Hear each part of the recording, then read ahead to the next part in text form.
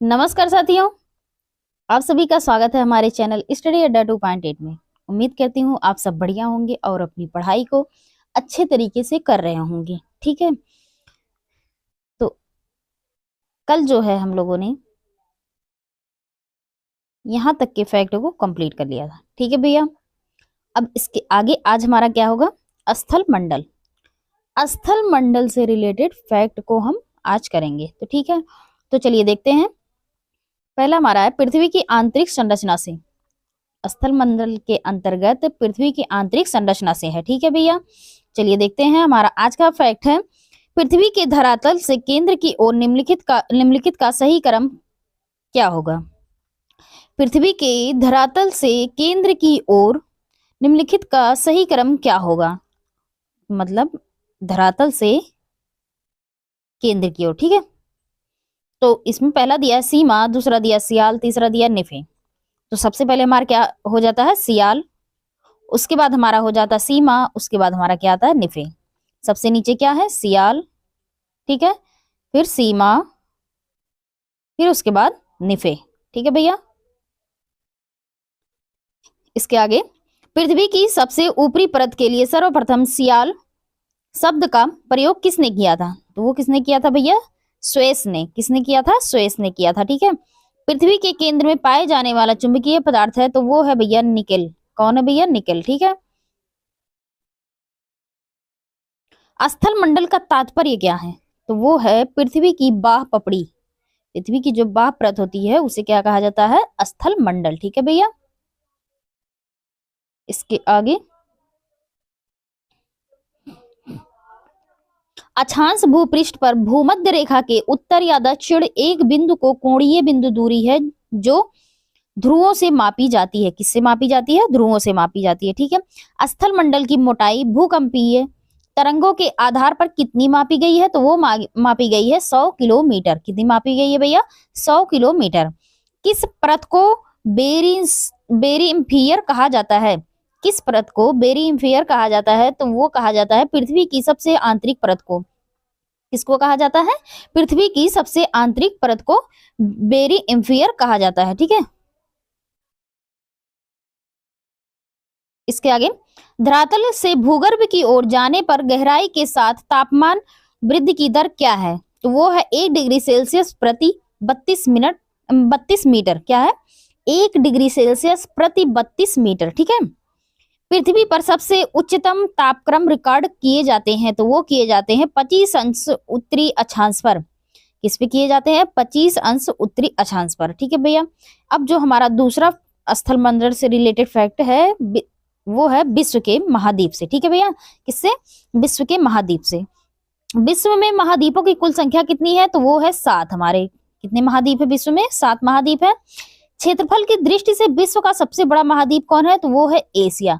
Asia जो हमारा है वो क्षेत्रफल की दृष्टि से विश्व का सबसे बड़ा महाद्वीप है। ठीक है भैया, इसके आगे क्षेत्रफल की दृष्टि से सबसे छोटा महाद्वीप तो वो है ऑस्ट्रेलिया। कौन है भैया? ऑस्ट्रेलिया। ठीक है, किस महाद्वीप को प्रायद्वीपीय महाद्वीप के नाम से जाना जाता है? तो वो है यूरोप। कौन है भैया? यूरोप। किस महाद्वीप को महाद्वीप के नाम से जाना जाता है? तो वो अंटार्कटिका महाद्वीप। इसे महाद्वीप तो ये है ही, लेकिन इसे अंटार्कटिका के अलावा महाद्वीप के नाम से भी जाना जाता है। ठीक है, किस महाद्वीप को महाद्वीपों का महाद्वीप कहा जाता है? वो कहा जाता है एशिया। एशिया को महाद्वीपों का महाद्वीप कहा जाता है। अब हमारा क्वेश्चन है निम्नलिखित में से कौन महाद्वीप क्षेत्रफल के अनुसार सबसे बड़ा है? तो ऑप्शन ए है यूरोप, ऑप्शन बी है अफ्रीका, ऑप्शन सी है उत्तरी अमेरिका, ऑप्शन डी है दक्षिणी अमेरिका। तो इसमें से ऑप्शन बी हमारा सही हो जाता है, क्योंकि ऑप्शन में एशिया नहीं दिया गया है। तो एशिया नहीं दिया गया तो उसके बाद हमारा क्या हो जाता है? अफ्रीका। नहीं, अगर एशिया दिया होता तो एशिया हमारा क्षेत्रफल की दृष्टि से सबसे बड़ा महाद्वीप हो जाता। ठीक है भैया, इसके आगे कौन सा महाद्वीप द्वीपीय महाद्वीप के नाम से जाना जाता है? तो वो ऑस्ट्रेलिया। कौन भैया? ऑस्ट्रेलिया। किस महाद्वीप को उसके काफी बड़े भाग में वर्षा की कम मात्रा की प्राप्ति के कारण प्यासी भूमि का महाद्वीप कहा जाता है? तो वो ऑस्ट्रेलिया को ही कहा जाता है। ऑस्ट्रेलिया को ही प्यासी भूमि का महाद्वीप कहा जाता है, क्योंकि यहाँ बहुत बड़े भाग पर वर्षा बहुत कम मात्रा में होती है, इसलिए। ठीक है भैया। इसके आगे, किस महाद्वीप को विषमताओं का महाद्वीप कहा जाता है? तो वो है एशिया। एशिया को विषमताओं का महाद्वीप कहा जाता है। ठीक है। कौन सा महाद्वीप नई दुनिया के नाम से जाना जाता है? तो वो है उत्तर अमेरिका। ठीक है भैया। किस महाद्वीप को मानव का घर कहा जाता है? तो वो यूरोप को कहा जाता है। इसके आगे, किस महाद्वीप को विज्ञान के लिए समर्पित महाद्वीप कहा जाता है? तो अंटार्कटिका को। किसे कहा जाता है? अंटार्कटिका को। किस महाद्वीप को अंधे महाद्वीप के उपनाम से जाना जाता है? तो वो है अफ्रीका को। किसे भैया? अफ्रीका को जाना जाता है अंधे महाद्वीप के नाम से। ठीक है। किस महाद्वीप को विकास की अधिक संभावनाओं की विद्यमानता के कारण भविष्य का भंडार गृह कहा जाता है? तो वो एशिया को। भविष्य का भंडार गृह किसे कहा जाता है? तो वो एशिया को कहा जाता है। किस महाद्वीप का विस्तार उत्तरी, दक्षिणी, पूर्वी तथा पश्चिमी सभी गोलार्ध में है? तो वो अफ्रीका महाद्वीप। ठीक है। कौन सा महाद्वीप पूर्णतः हिमाच्छादित है? तो वह है अंटार्कटिका। ठीक भैया। अब इसके आगे देखते हैं।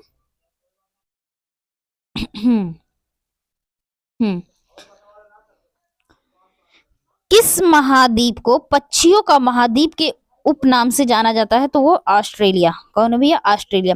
कौन से दो महाद्वीप एक दूसरे का दर्पण प्रतिबिंब यानी मिरर इमेज प्रस्तुत करते हैं? तो वो हैं यूरोप तथा ऑस्ट्रेलिया।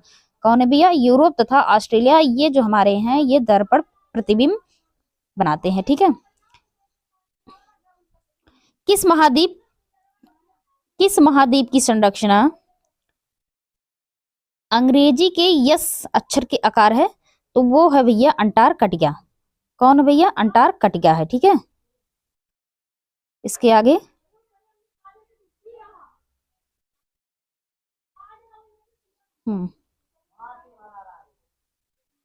इसके आगे क्या है देखते हैं। किस महाद्वीप से होकर कर्क, विषुवत एवं मकर तीनों रेखाएं गुजरती हैं? तो वो है अफ्रीका।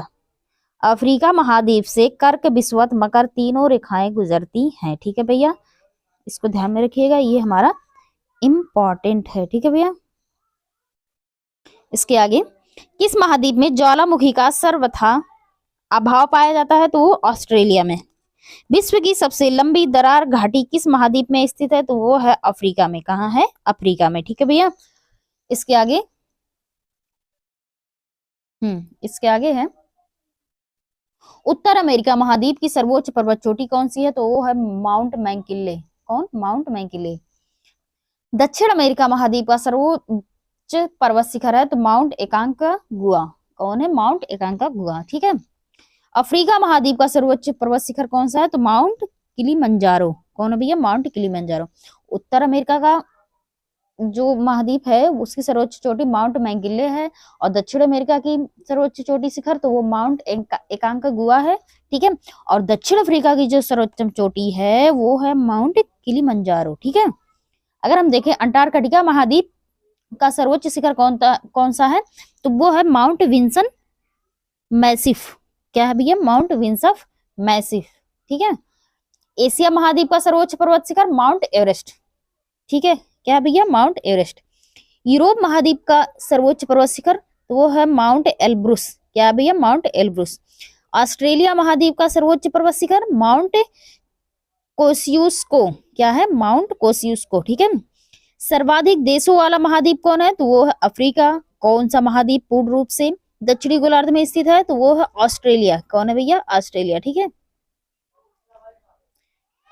इसके आगे, कौन सा महाद्वीप मरुस्थल विहीन है? तो वो है यूरोप। यूरोप में मरुस्थल नहीं है। ठीक है। किस महाद्वीप में सरीसृप नहीं पाए जाते? तो अंटार्कटिका में नहीं पाए जाते हैं। अफ्रीका महाद्वीप का दक्षिणतम बिंदु है? तो वो है केप अगुल घास। क्या है? केप अगुल घास। ठीक है। विश्व के मैदानों का सर्वाधिक विस्तार किस महाद्वीप में है? तो वो है यूरोप में। कहाँ भैया? यूरोप में।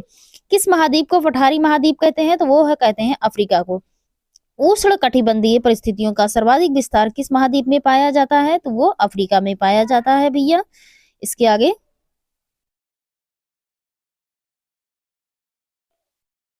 किस महाद्वीप में आंतरिक जलमार्गों का सर्वाधिक विकास हुआ? तो वो यूरोप में हुआ। कौन सा एक मलेशिया देश की प्रशासनिक राजधानी संघीय प्रशासनिक केंद्र है? तो वो है पुत्राजाया। क्या है? पुत्राजाया। दक्षिण गंगोत्री स्थित है? तो वो है अंटार्कटिका में। दक्षिणी गंगोत्री कहाँ स्थित है? तो वो है अंटार्कटिका में। ठीक है भैया। इसके आगे ये हमारा इंपॉर्टेंट है, इसको ध्यान में रखिएगा। किस महाद्वीप में एटलस पर्वत स्थित है? तो वो अफ्रीका में है। एटलस पर्वत हमारा कहाँ है? तो वो है अफ्रीका में। ठीक है। ओजोन क्षेत्र का निर्माण सर्वाधिक है? तो वो अंटार्कटिका के ऊपर। विश्व के दो सबसे छोटे महाद्वीप ऑस्ट्रेलिया और यूरोप। महाद्वीप कैसे अलग हुए हैं? तो ये विवर्तनी क्रिया द्वारा। ठीक है, प्लेट विवर्तनी क्रिया के द्वारा अलग हुए हैं। दुनिया का नवीनतम देश है? तो वो है दक्षिण सूडान। दक्षिण सूडान गणतंत्र। ठीक है भैया। इसके आगे देखते हैं।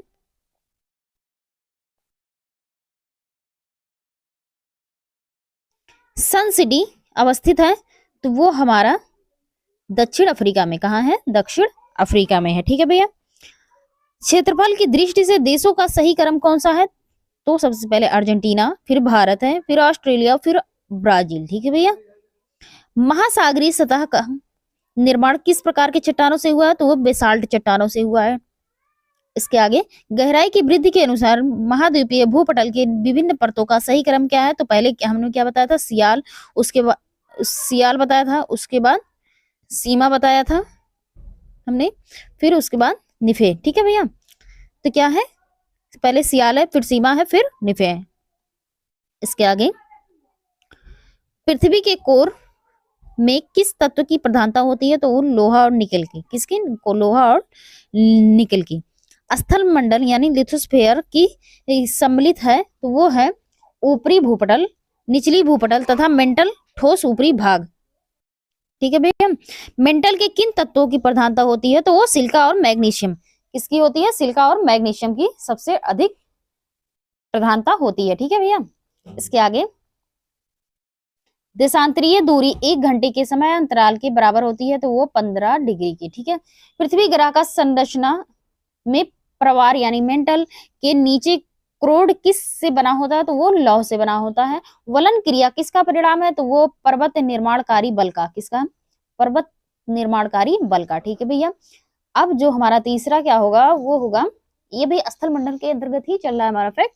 तो इसके अंतर्गत तीसरा हमारा क्या है? अक्षांश व देशांतर रेखाएं व अंतरराष्ट्रीय तिथि रेखा से होगा। ठीक है फैक्ट। तो चलिए देखते हैं। भूमध्य रेखा से दक्षिण, उत्तर या दक्षिण किसी दिए गए स्थान को कोणीय दूरी क्या कहलाती है? तो वो कहलाती है अक्षांश। अक्षांश क्या कहलाती है? भूमध्य रेखा से उत्तर या दक्षिण किसी दिए गए स्थान की कोणीय दूरी अक्षांश कहलाती है। ठीक है भैया। कौन सा बृहद वृत्त यानी ग्रेट सर्कल का उदाहरण है? तो वो है भूमध्य रेखा। ठीक है भैया। ट्रॉपिक ऑफ कैंसर क्या है? तो ये 23.5 डिग्री उत्तरी अक्षांश। क्या है भैया? ट्रॉपिक ऑफ कैंसर क्या है? तो ये 23.5 डिग्री उत्तरी अक्षांश है। ठीक है भैया। इसके आगे ध्रुवों की तरफ जाने वाला अक्षांश रेखाओं के व्यास की प्रकृति कैसी होती है? तो यह घटता है। कैसा होता है? घटता रहता है। ठीक है। एक अंश देशांतर की सर्वाधिक दूरी कहां पर होती है? कहां पर होती है भैया? विषुवत रेखा पर होती है। कहां पर होती है? विषुवत रेखा पर। कुल अक्षांशों की संख्या कितनी है? तो 180 है। कुल देशांतरों की संख्या कितनी है? तो 360। अक्षांशों की संख्या 180 और देशांतरों की संख्या 360 है। ठीक है भैया। विषुवत रेखा के समांतर कल्पित रेखाएं क्या कहलाती हैं? तो वो अक्षांश रेखाएं कहलाती हैं। विषुवत रेखा के समांतर कल्पित रेखाएं क्या कहलाती हैं? तो वो अक्षांश से रेखाएं कहलाती हैं। दक्षिण अक्षांश को क्या कहते हैं? तो उसे कहते हैं अंटार्कटिका वृत्त। ठीक है भैया। दोनों ध्रुवों को जोड़ने वाली वह काल्पनिक रेखा जो भूमध्य रेखा को समकोण पर प्रतिच्छेद करती है वह क्या कहलाती है? देशांतर। क्या कहलाती है भैया? देशांतर। दो देशांतर रेखाओं के बीच की दूरी किस नाम से जानी जाती है? तो वो गोरे नाम से जानी जाती है। ठीक है भैया। ये इंपॉर्टेंट है हमारा। दो देशांतर रेखाओं के बीच की दूरी किस नाम से जानी जाती है? तो गोरे नाम से जानी जाती है। इसके आगे वह अक्षांश रेखा जिस पर सदैव दिन रात की अवधि समान रहती है तो वह क्या कहलाती है? भूमध्य रेखा। क्या कहलाती है भैया? भूमध्य रेखा। ठीक है। एक देशांतर से दूसरे देशांतर के बीच कितना समय अंतराल होता है? तो वो 4 मिनट का होता है। कितना होता है? 4 मिनट का होता है। पृथ्वी के उत्तरी ध्रुव एवं दक्षिणी ध्रुव को मिलाने वाली रेखा क्या कहलाती है? तो वो कहलाती है हमारी देशांतर रेखा। क्या कहलाती है? देशांतर रेखा। इसके आगे देखते हैं, प्रधान मध्य रेखा किस राज्य से होकर गुजरती है? तो वो ग्रीनविच से। किससे? ग्रीनविच से। ग्रीनविच रेखा से क्या तात्पर्य है? तो वो 0 डिग्री देशांतर। ठीक है भैया। पूर्व पृथ्वी एक घंटे में कितना देशांतर घूम लेती है? तो वो 15 डिग्री घूम लेती है। कितना घूमती है? 15 डिग्री। पृथ्वी पर दो स्थानों की स्थिति के अनुदैर्ध्य का अंतर 15 डिग्री है। स्थानीय समय में कितना का अंतर होगा? तो वो 1 घंटे का होगा। ठीक है। इसके आगे, यदि दो स्थानों के बीच समय में अंतर 2 घंटे 20 मिनट है तो देशांतर में कितना अंतर होगा? तो वो 35 मिनट का होगा। ठीक है भैया। अंतरराष्ट्रीय दिनांक रेखा कहाँ से होकर गुजरती है? तो वो 180 डिग्री से होकर गुजरती है। ग्रीनविच रेखा, ग्रीनविच किस देश में है? तो वो यूके में है। कहाँ भैया? यूके। एक देशांतर को पार करने में दो स्थानों के स्थानीय समय के बीच क्या अंतर होता है? तो वो 4 मिनट होता है। ठीक है भैया। क्या होता है? 4 मिनट। इसके आगे,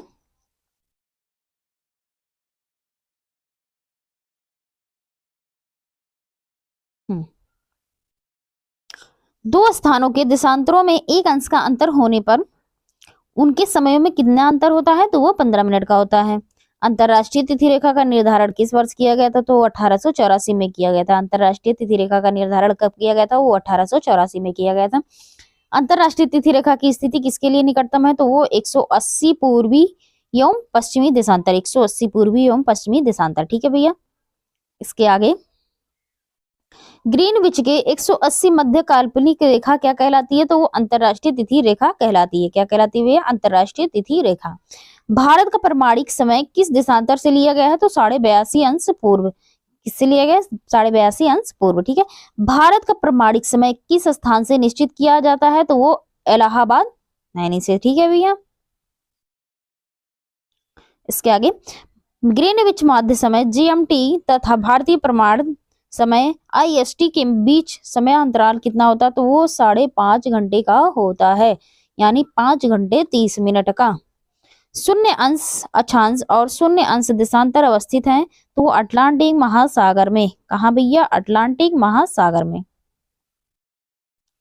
इसके आगे, प्रधान यमोत्तर यानी ध्रुव वृत्तीय तथा विषुवत भूमध्य रेखा का प्रतिच्छेदन बिंदु अवस्थित है, तो वो अंध महासागर में। कहा भैया? अंध महासागर में। ठीक है। यदि दो स्थानों की स्थिति में 90 अंश देशांतर का अंतर है तब दोनों स्थानों के बीच समयांतर होगा, तो वो 6 घंटे का होगा। किसी जगह का स्थानीय समय 6 प्रातः 6 बजे प्रातः, जबकि ग्रीनविच मीन टाइम में जीएमटी में 3 बजे प्रातः है, उस जगह की देशांतर रेखा क्या होगी? ये हमारा रहा क्वेश्चन। ठीक है भैया। अब इसके ऑप्शन देखते हैं। ऑप्शन क्या है? 45 अंश पश्चिम, ऑप्शन बी है 45 अंश पूर्व, ऑप्शन सी है 120 अंश पूर्व, ऑप्शन डी है 120 अंश पूर्व पश्चिम। तो ऑप्शन बी हमारा सही हो जाता 45 अंश पूर्व। ठीक है भैया। अब हमारा दूसरा क्वेश्चन है, भूमध्य रेखा गुजरती है, तो ऑप्शन ए है कैमरून से, ऑप्शन बी है कोस्टारिका से, ऑप्शन सी है केन्या से, ऑप्शन डी है वेनेजुएला से। तो ऑप्शन सी हमारा सही हो जाता है, केन्या से भूमध्य रेखा गुजरती है। ठीक है भैया।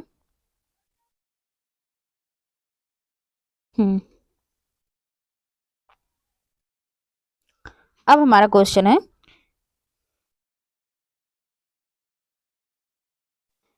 विषुव या इक्विनॉक्स वर्ष के 2 काल हैं। 2 काल जब दिन और रात बराबर होते हैं तो होता है। कब होता है दिन रात बराबर? ऑप्शन ए है 21 मार्च 23 सितंबर, ऑप्शन बी है 22 फरवरी 23 अगस्त, ऑप्शन सी है 15 अक्टूबर 25 अप्रैल, ऑप्शन डी है 22 जुलाई 22 दिसंबर। तो ऑप्शन ए हमारा जो है वो सही हो जाता है कि 21 मार्च और 23 सितंबर को दिन रात हमारे बराबर होते हैं। ठीक है भैया।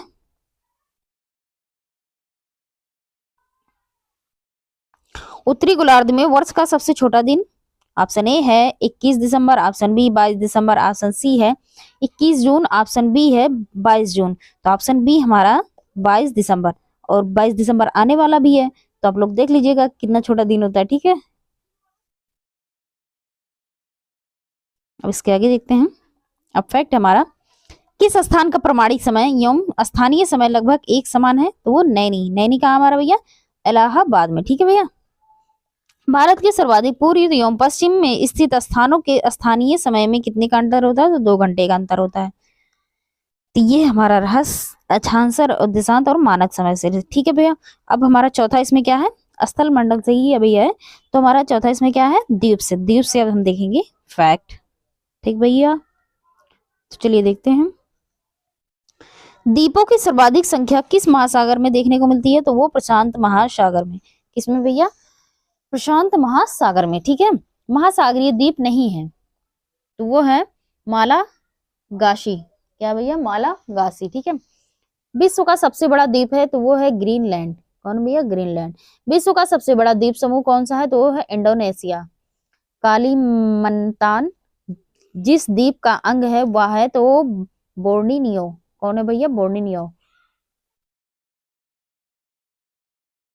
हिंद महासागर में स्थित सबसे बड़ा द्वीप कौन है? तो वो भी भैया हमारा क्या है?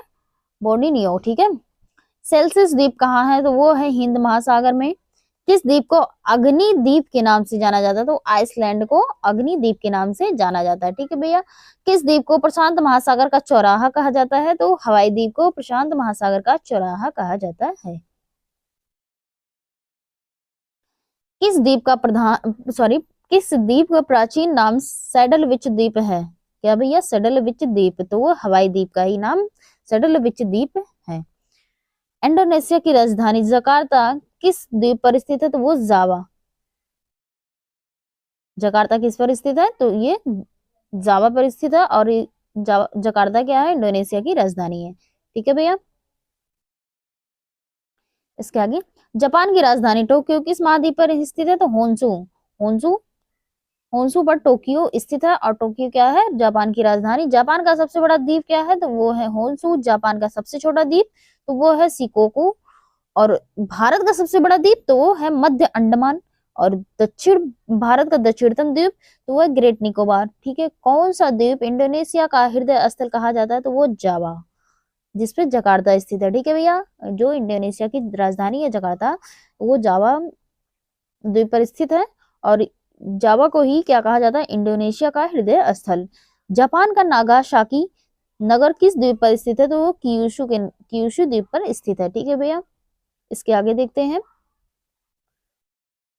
एशिया का सबसे बड़ा द्वीप बोर्नियो। ठीक है, भारत एवं श्रीलंका के मध्य विवाद किस द्वीप को लेकर हुआ था? तो वो कच्चा तीऊ द्वीप। कौन भैया? कच्चा तीऊ द्वीप। अब इसके आगे देखते हैं।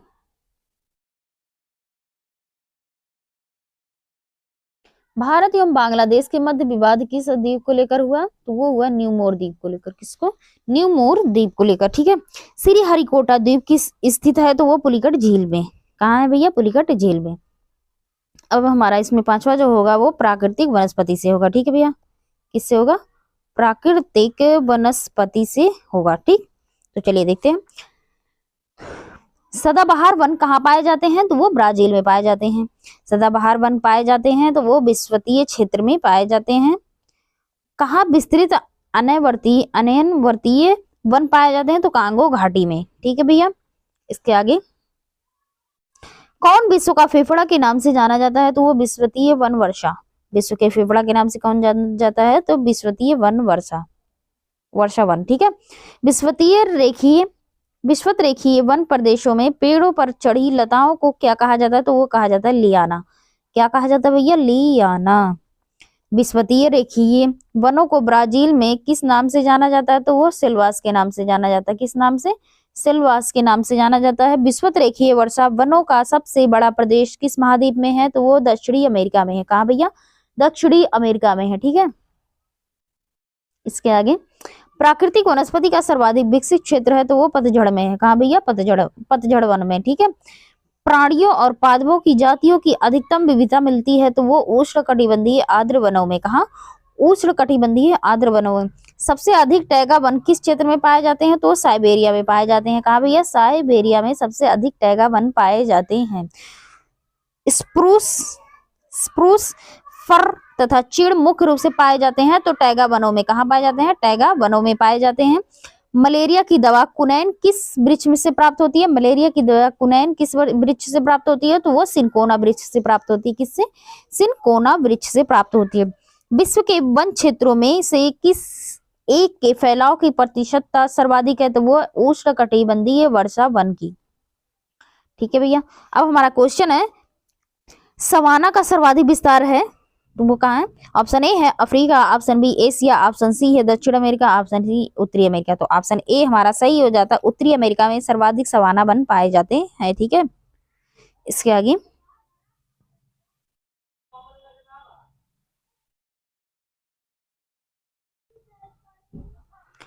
दक्षिणी अमेरिका का चौड़ा वृक्ष रहित घास का मैदान कहलाता है पंपास। क्या कहलाता है? पंपास। ठीक है, कहाँ है? दक्षिणी अमेरिका में। ठीक है, निम्नलिखित में से कौन शीतोष्ण घास का मैदान नहीं है? तो ऑप्शन ए है Pampas, option B veld, option C है डाउन्स, ऑप्शन डी है सवाना। तो ये सवाना क्या है? वन है। ठीक है, तो यही हमारा क्या हो जाएगा? सही हो जाएगा कि यही घास का मैदान नहीं है। बाकी वेल्ड, पंपास, डाउस ये सब हमारे घास के मैदान के नाम है। ठीक है भैया। सिनकोना के वृक्ष किस वन में पाए जाते हैं? तो वो विस्पतीय वन में पाए जाते हैं। कहाँ पाए जाते हैं? विस्पतीय वन में। किस वन को बोरियल वन के नाम से भी जाना जाता है? तो वो शंकुधारी वन को। किसे? शंकुधारी वन को। साइबेरिया क्षेत्र में समशीतोष्ण कोणधारी वन किस नाम से जाना जाता है? तो वो टैगा के नाम से जाना जाता है। शंकुधारी वन कहाँ पाए जाते हैं? तो वो शीत शीतोष्ण क्षेत्र में। कहाँ पाए जाते हैं? शीत शीतोष्ण क्षेत्र में। भूमध्य रेखा के निकट किस तरह के वन पाए जाते हैं? तो वो उष्ण कटिबंधीय वन। ठीक है भैया। अब इसके आगे देखते हैं।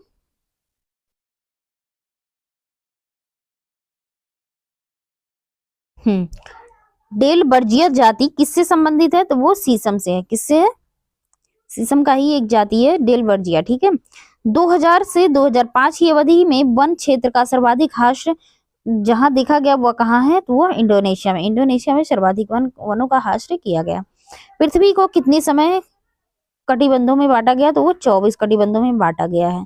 तो ठीक है भैया, आज के लिए इतना ही। इसके आगे जो है कल हम चट्टान से देखेंगे। ठीक है, चट्टान से जो हमारे रिलेटेड फैक्ट है उनको हम देखेंगे। तो आज के लिए इतना ही। थैंक यू सो मच भैया।